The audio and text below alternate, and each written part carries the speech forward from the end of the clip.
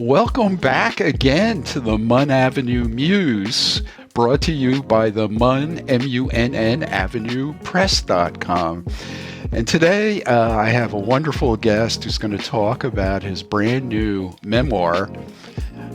His name is Rob Tonkin, but before we get into that, I just wanted to take a minute and talk about memoirs, because this year already we have published 5 of them. And it raises the question, why does someone write a memoir? What is the goal of writing a memoir? And you may have your own reason. I mean, some that I hear from our authors are they want to write a memoir for legacy purposes so that their children and grandchildren know what that person was like and what they experienced. Some have been through some extraordinary traumas or abuse that they have survived and overcome, and they want to share that journey. Of course, some are celebrities that want to talk about how great they are. And some are unusual experiences like climbing Mount Everest 10 times or whatever that might be. But memoirs can also, the good ones are both entertaining and maybe even instructive. Maybe something can be learned from them. And I'll mention the 5 that we already published in 2025. Soul Venture by Ashwin Gulati. Disease Detectives by Don Weiss. It Worked for Me by Jeff Burgess. My Life After Death by Elizabeth Patterson, and A Horse-Drawn Sickle Bar Cutter. If you don't know what that is, read the book by Robert Merrick Fuller. Today, it's a pleasure to have, a pleasure and fun to have Rob Tonkin, a most recent author. His book was just released this week with a compelling title, Asshole, a Memoir. And I don't think we're bleeping it out. So, yeah, it's interesting. I got my copy just a few days ago, and when Alexa announced to me that I had gotten it, she bleeped it out. But on Amazon.com, you can find Rob's book. Rob is a California native who started in Sacramento radio at the age of 14 and rose to lead the marketing factory, producing the 2-decade-long Honda Civic tour, which included the Black Eyed Peas, Blink-182, and One Direction. Driven by childhood trauma, he sacrificed his true self to achieve success. Asshole, the book, documents his self-destruction and eventual redemption, sharing hard-won insights into authentic living. Rob, thank you so much for being here. Thank you for having me. It's a pleasure. And before we get into the book itself, you've had such an interesting background. The book also includes some pictures of you with Paul McCartney and other well-known people. You've been in the entertainment and music industry, and most recently, you spent the last few years writing. Tell us a little bit about that background, and then we'll talk about your book. I spent, decades in what I term entertainment. It started in radio stations, and then that morphed into a few different veins, one of which I got involved in sponsorship of concert tours, which was a very nascent industry at that point. It was kind of novel to associate a brand with a musician and a tour. And later got involved in a lot of different things like live music clubs and promoting concerts myself and events, and eventually landed in network radio, which is syndication of content to lots of radio stations around the country and across the world, and did a lot of live concerts that I produced for that. And then did a television program that was very similar to that for PBS, and then started my own company for 20 years, which you mentioned the Honda Civic Tour, which was our main stay client among some others, but that was the most notable. And and then here I am now. Well, so tell us what inspired you to write your memoir, Asshole, a Memoir. What made you do that? Because it was a huge effort. It's a significant book. Tell us Um, about that. well, I'd say it was accidental more than anything else. I never really thought of myself as an author per se. However, when I have reflected back, even in writing the book, I recognize that it really started with me in the early days of my radio career. I would write what in those days they were called liner notes, or liner cards, and they were the informational cards and promotional copy that the radio DJs would read on the air, and sometimes ad lib, but there were certain things that had to be done verbatim. So I wrote a lot of that for the disc jockeys and in early days. And then that morphed over the years into, believe it or not, writing PowerPoints, in business. And I found writing PowerPoints, there would be pages and pages of information that had to be distilled into very concise packets so that people could digest it in a short period of time. And I think that all led me to becoming an author of sorts, because then I just dabbled with writing some really, personal stories as part of therapy, and those became shares for me in my therapy.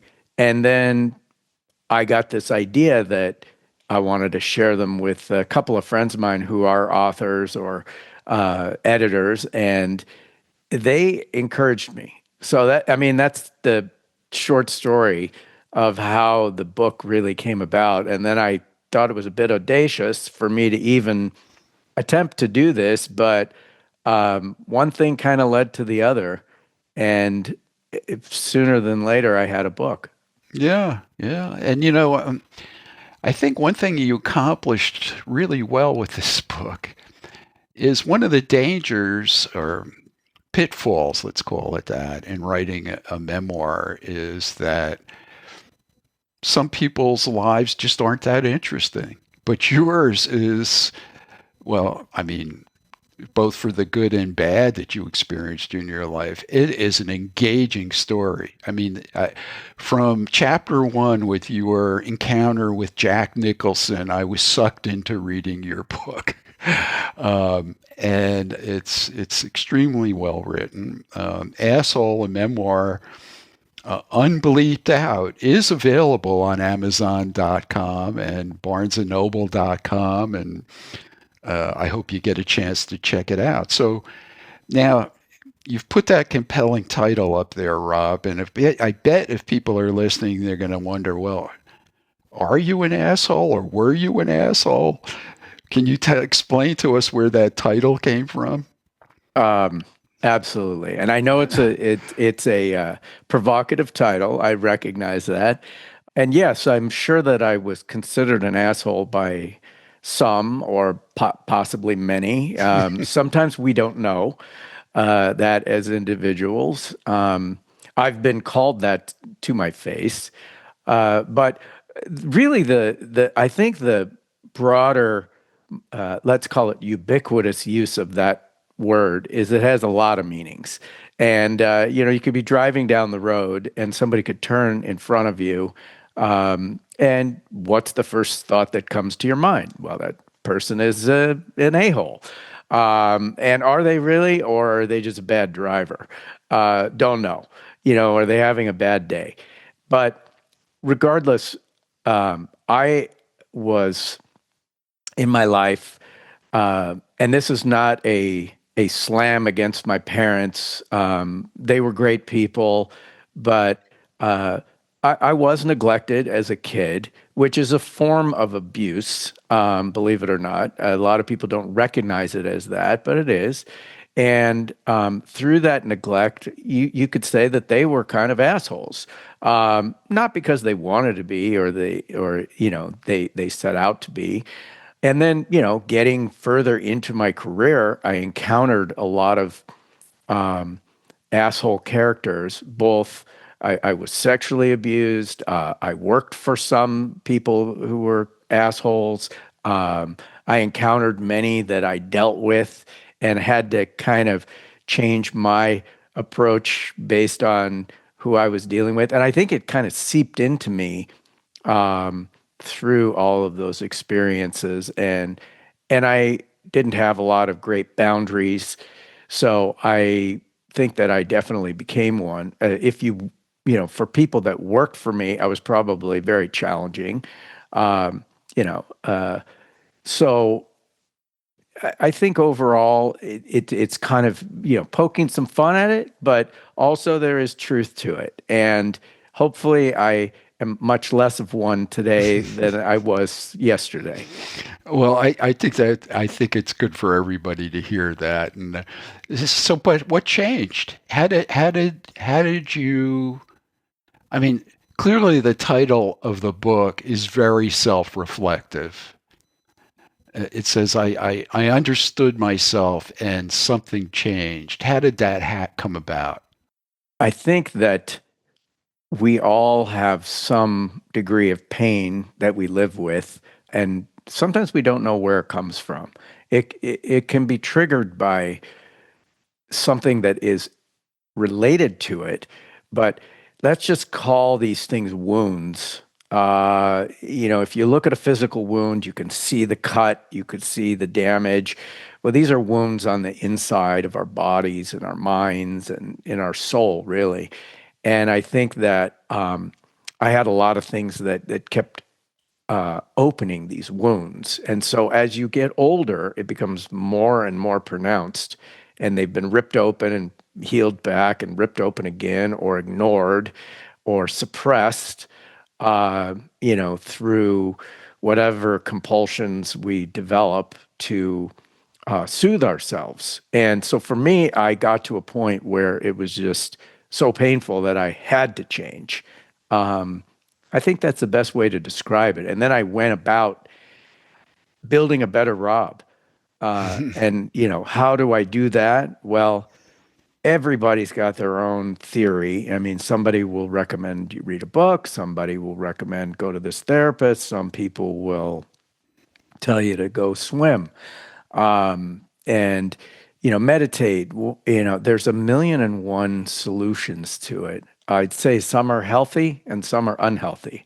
The unhealthy ones obviously are drinking and other forms of abuse to your body and altered states, and taking yourself out of the moment to soothe yourself. That can be dangerous after a while, just based on the physical characteristics. But for me, I had to do a lot of different things, and I mean, we could go into the detail on that, but I dabbled and tried a lot of methods, and some worked and some didn't. I so appreciate your willingness to share honestly and openly some of the struggles you had. I'm sure it resonates with a lot of people listening there who've been through similar things, and that there is a way forward and ways to change. What's your goal for readers who read your book? What would be a good result for that? I think first, I'd love people to be entertained. Some of the stories have that page turner quality. I've heard from several people, um, and and secondly, I would love to be able to help people that are maybe feeling like they're the only ones with these issues and haven't really connected on a deeper level. And so by hearing it from someone else, they can relate to those stories and feel some level of depth themselves, and maybe it's the impetus to seek change. That would be the ultimate for me. And Yeah. I think that's it in a nutshell. And of course, it was very cathartic just to write it, but that's really more for me. I mean, for others, I think the entertainment and to help them is really the goal. Yeah, and you hit on something that I think is really important for writing in general. I mean, I've written 6 books of fiction, and I've done a fair amount of public speaking, and I'm big believer if you can entertain people first, then you can deliver a message or tell a story, or people are receptive to it when they're in a good mood, or they're laughing, or they're enjoying, or they're turning the page. If you don't engage them enough to want to turn the page, and people have heard me say this more than once, well, then all is lost. And your book is a page turner. That feedback is correct. So I'll mention again that Asshole, a Memoir, is available on Amazon.com and BarnesandNoble.com. And Rob, I asked you this in advance. It's optional, but if you have a paragraph or two from your book that you're willing to read and share with us, I'd love to hear it. All right. Without my glasses on, I will do it. Okay, what page are we on? 375. Okay. So it's getting towards the end of the book. It's in the last chapter. As life progressed, I realized I had to make changes as the pressure became too overwhelming. I now try my best to navigate life without adopting a victim mindset and at a much slower pace. I'm no longer running. I know I'll end up somewhere, and that's all right. Music and radio helped me survive. Those youthful moments when I listened to the radio or heard my name on the air brought a sense of magic, transporting me into a different world where I mattered. Trauma's invisible force carries immense power. What's painfully ironic is that if you had met me at almost any point in my life, you might not have been aware of my inner struggles because I usually projected a happy and fun persona. I'll Great. end there. Great. Well, I think that gives a perfect sense of what the book is about. And in a way, we all have personas that we present in different environments. Whether it's family or business or friends, um, and don't often show our deep feelings. And you do that in writing this book. So, you've written a book. What was the writing and publishing experience like? I mean, I'm sure it wasn't what you expected. It was quite different. What was it like? The writing experience took a lot longer than I anticipated.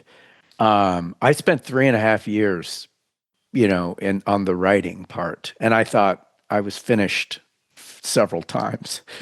And so I could have probably even continued further in the writing because that one thing that I did learn is how do you know when you're finished? Um, the rewrites and do you go with your gut? Do you go with other people's feedback? Is it a combination? I actually talked to my sister, who's a fine artist and an MFA, and I said, and has painted and worked in mixed media for years. I said, "How do you know when a project is completed?" And I liked her answer. She said, "Well, I think I always leave it a little bit incomplete." And I didn't try to do that, but it gave me the confidence to move on and say that it was finished. Then, when we talk about the second part of your question, which is the publishing part, now that's where the fun begins. Because this is an area where I knew nothing. And of course, I knew of the big five. And in the self publishing world, I was very naive. And so, well, frankly, I found you through a referral. And I think Mun has been a godsend for me because it's made the process very painless. Even though I'm learning as I'm going, even in this process. You can read about it, you can talk to people, and until you go through it, it's you don't understand it. There's a lot of nuance to it, and it's not as easy as what people think on the outside. And I don't know how people actually do all of this themselves. And I know that there are people who do that. So for me, every dollar spent has been well spent, and every lesson learned has been great. And if I write another book, I mean, I don't know that it'll be that much easier, but I think that I will know what I'm getting into. So hopefully that's a good answer Oh, for no, that. that's a good answer, and thanks for the kind words. You hit on an interesting quandary that I think all authors have. And I liked your sister's answer about how do you know you're done? And especially, you're a little like me. We both are probably on the OCD scale. We like things to be done just right. And when you are a bit of a perfectionist, it's very hard to say you're done.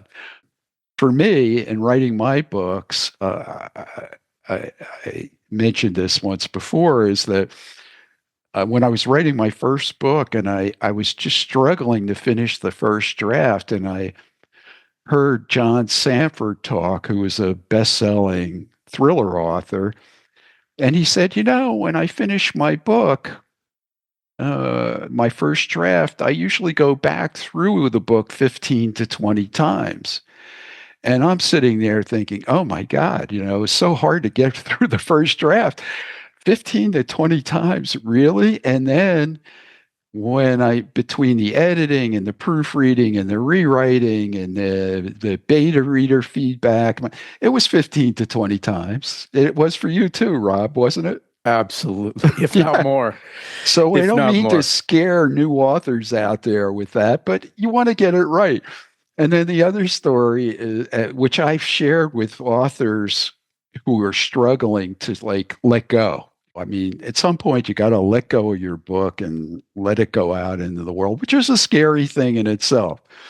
But I'm driving down the road one Sunday and I'm listening to the New York Giants football game, and it's a blowout game. And John Madden is the commentator, and he's got to fill air. So he says, I wonder who invented cottage cheese.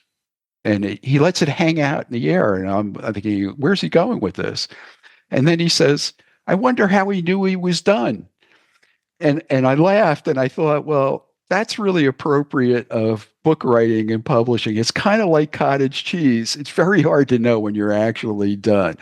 And for me, I've written several books, and for me, it's when I'm so sick of looking at the book, I can't look at it anymore. Then I know I'm done.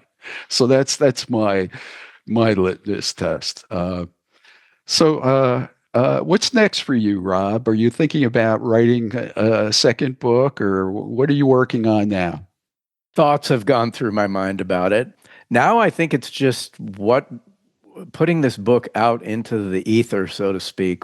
I'm curious as to what will happen.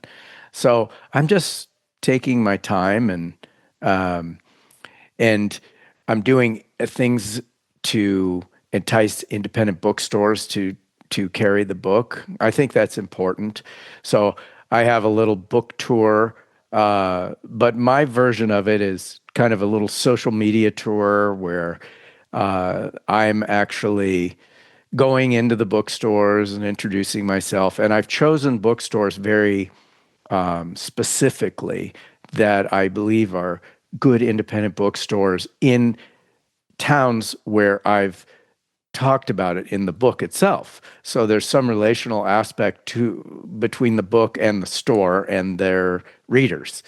And so I'm looking forward to that. And then who knows what opportunities will come my way. It seems that I've also reconnected with a lot of people from my past by writing this, which is an interesting event in itself. That was not planned. So, those are the kinds of things that are happening. In terms of another book, I have thoughts, I have ideas. I love nonfiction, and I'm a memoir addict, so to speak. I find that people's real life stories told with as much honesty as they can recant is really a great tonic for me. And I learn a lot, both just about human nature and then the individuals, and gain, respect. And some people I think are completely, full of themselves, which I don't necessarily appreciate as much. But overall, I find most of them pretty good, and everybody's got a unique path. Yeah, yeah, and it's interesting because yeah, you do learn a lot from memoirs, and also in many of them, you get a sense of a time period. Like we published a book last year called "A Kid Grows in Brooklyn" by Art Schulman, and it was about growing up in the 50s and 60s, and it's funny little anecdotes. Art was a guest a year ago on this podcast, and you get a sense of atmosphere. I mean, you're very LA, Hollywood based, California based, and you get a feel for what that's like when you read your book. So yeah, and besides the story and the life lessons, the one we published recently, My Life After Death, Elizabeth Patterson was on the podcast about a month ago. She grew up in Ghana, and what's that like? And what was the relationships there? So yeah, no, I think it's really quite great what you did writing this book, and I hope you keep writing because you've got a skill and a talent at it, and I'd love to help you publish the sequel, whatever that may be. I will Um, point out one thing, though, and this is not meant as just a sheer plug, but I get a lot of pleasure from this too. I write a weekly blog on Substack. And so I like doing that, and I call it Opinions Matter.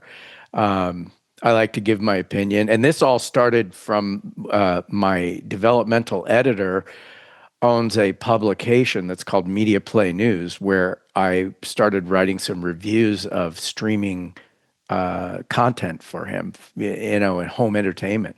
And then I republished these on my own Substack, but then I also started writing about other things that I just have a momentary interest in, and weird, quirky things too. So well, that's a and what's your website address?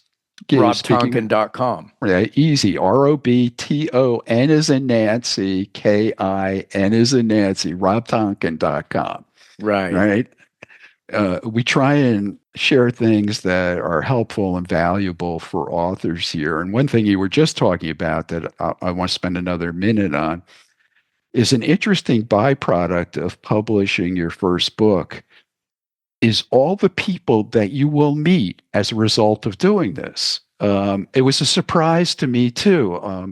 And you talked about going into bookstores. Writing a book is hard. Selling a book can be even harder. So putting yourself out there, yes, we're running a promotion for Rob's book. He's doing publicity, but he's also putting himself out there and going to visit these bookstores. And the way that I did that with my first book and after is I would walk into the local bookstores, and local bookstores do want to support local authors. So if you're mentioning that town like you are, Rob, and you show up at that bookstore in that town, they're probably going to want to show your book. To my surprise and delight, the local bookstores were very happy to see me. I mean, my approach was I hand a copy of my book to the owner or manager and say, "This is for you, free of charge. I hope you read it. And if you like my book, you'll carry it in your store." Well, all of them carried it in their store. One of the bookstore owners subsequently became a good friend. Two of the bookstores offered, I didn't even ask, to run an event to feature my book and publicize it. Um, So I've met many, many people on my email list. This is for me as an author. I have 10,000 people, and they're very engaged, and I get lots of emails, and I answer them all. It's opened up a wonderful world for me, and One Avenue Press itself was, an accidental thing that happened as a result of writing my books. So it's a wonderful journey, and I'm glad that we could ride along with you on it, Rob, and help you bring it to the world. Thank you. So I'll plug it again. Speaking of plugs, it's Asshole, a Memoir by Rob Tonkin. It's available on Amazon and barnesandnoble.com. And your local bookstores can order a copy if they don't have it in stock, because they are all connected to Ingram, which is a printer and wholesale distributor of books, and they can get it. Another cool thing to do, I learned this from one of my authors. He has a big family. He sends all of his family into their local libraries to request his book. Now, they don't have the book, but libraries tend to be rather accommodating in that they want to please their customers or their members, so they will order the book. So if you want to walk into your local library and ask if they have Rob Tonkin's book, Asshole, a Memoir, uh, they might get the book for you that way too. And you'll end up making a sale that way, Rob, as well. So that's all good. So thank you again for joining me. This has been the Munn Avenue Muse, brought to you by the MunnAvenuePress.com. And if you have a memoir or any other kind of book that you would like to talk about publishing, please do reach out to us. So thank you, Rob, for being here. Thank you for having me. I really appreciate it, and I enjoyed our time together.